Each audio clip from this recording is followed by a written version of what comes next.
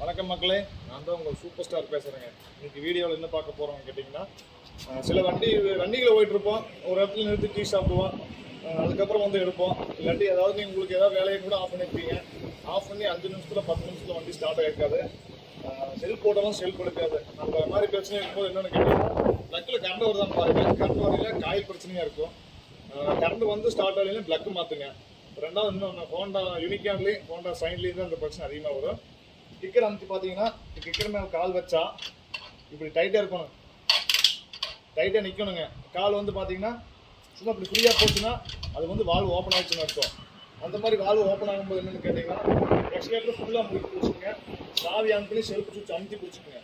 Accelerator ஃபுல்லாக முறுக்கி பிடிச்சிட்டு சாவி சுவிட்ச் செல்ஃப் சுவிட்ச் நல்லா ஃபுல்லாக முறுக்கி பிடிச்சிங்கன்னா ஒரு 10 செகண்டுக்கு அப்படியே பிடிச்சிங்கன்னா வண்டி ஸ்டார்ட் ஆகிடும். அதுக்கப்புறம் ஸ்டார்ட் ஆகலைன்னா நீங்கள் வண்டி வந்து 2 கீரை 3 கீரை போட்டு தள்ளி விட்டு அதுக்கப்புறம் ஸ்டார்ட் பண்ணால் தான் ஸ்டார்ட் ஆகும்.